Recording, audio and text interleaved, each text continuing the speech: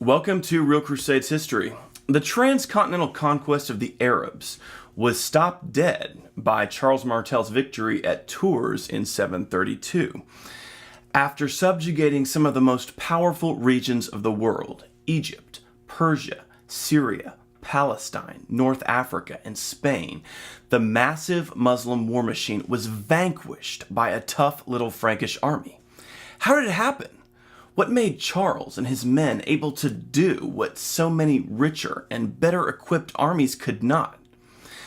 A bastard son of Pepin of Herstal, Charles was unlikely to achieve importance, but he early on gained a reputation as a fighting man.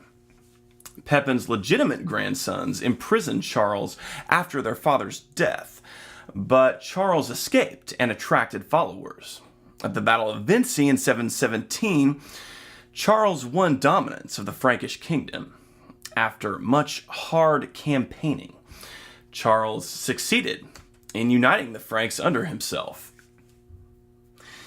In 725, Charles's attention was suddenly drawn south. News spread of triumphant Arabs storming toward Frankish territory.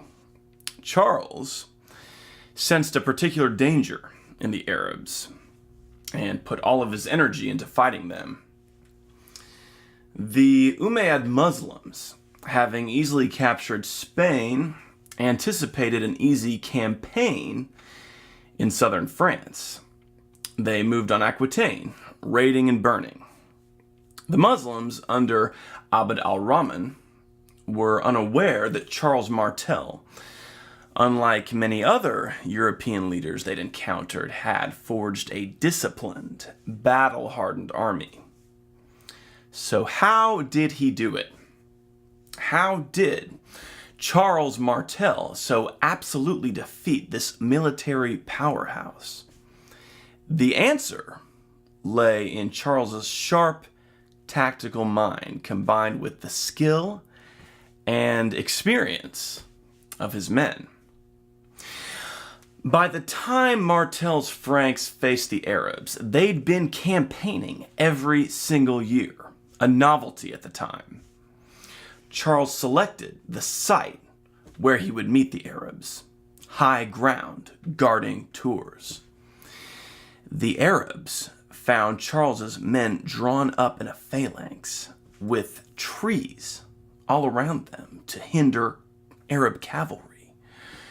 Charles's infantry had been fighting with him for years, some since 717, and they had the resolve to stand up before these rushing horses. Charles made the crucial decision to hold this favorable position and let the Arabs make the next move. The Arabs skirmished with the Franks for a week, trying to break them up without a direct engagement. This failed.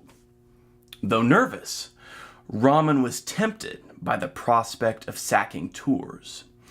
He ordered his cavalry to charge uphill through the trees, straight into the Frankish formation.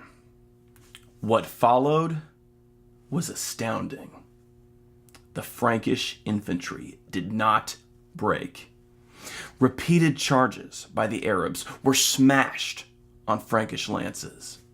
Huge numbers of Arab horses and riders perished, with the Franks standing like an impenetrable wall. Meanwhile, mid-battle, Charles sent scouts to the enemy camp to assassinate exhausted soldiers trying to rest, free prisoners, and steal supplies. As charge after charge is failing for the Arabs, they begin to realize that their camp was also in chaos. This caused panic and flight, in which the Franks pursued and slew their foes.